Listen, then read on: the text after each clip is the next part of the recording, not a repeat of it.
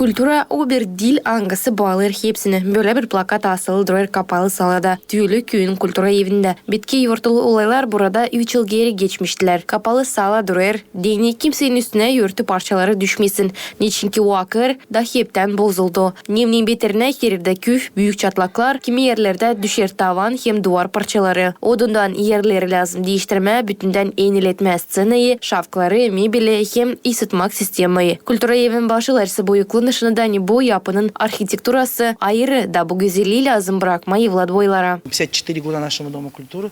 Он всегда очень функционировал, у нас всегда были очень хорошие мероприятия, и районные, и региональные, и местного значения. Поэтому хотелось бы, чтобы нас услышали, и к нам пришли, нам помогли, нам сделали, чтобы мы могли дальше работать и нести культуру в массы. Bakmayarak kötü duruma kultura evi hep çalışır. Burada ince zanat kolektivleri ilerlederler kulturayı. Burada da var muzey hem biblioteka. Konsertleri de yaparlar dışarıda. Pandemiyanın vakında onlar açık online geçirirlerler. Nışında da oyun çevrenin başı Melania Kodja.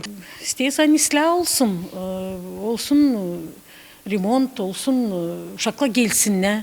Hani uşak sesi burada olsun. Dom kultura niçin? Niçin aynı uşakla gelsinler, yapsınlar burada.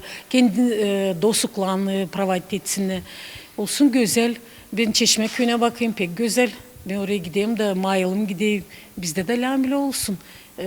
Tizle yapsınlar. Niçin bizim dom kultura varınca düşsün bizim üstümüze. Bu büyük problem bizde. Kultura evin hepsi uzmanları düzgüderler ki tatiz düzülsün sağlam. Da artistler hem seyirciler payalsınlar kulturalı olaylarda. Nışında oyun çevrenin başı Ivan Yanov. Zorlukla karşılaşırız каждый раз.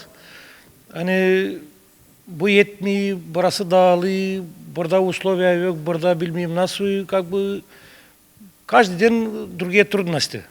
Ну, как бы sağsı çıkma altından. Primariyenin temsilcisi Grigoriy Kulak haberde var hazır yapılmış projekt salının düzülmesi için bu niyetlere lazım harcama yakın 6 milyon lei. Smetamız projektimiz hazır. 6 milyona yakın orada 5 milyon 700 bin menasül orada. Yani mesleği örtüsü değişilsin, duvarları usilvat etsin, konstrüksiyasını yerlerini, sene yapma, büyük remontları da o zaman açılacak bizim bütün donkular. O zaman daha insanların ıslah olacak, yani toplama, konser mi olacak, sabranya mı olacak nerede yapma. Tüylü köyün kultura evin salısı varınca kabletsin 800 kişi. Bütün yapı kaldırıldı 1967 yılda.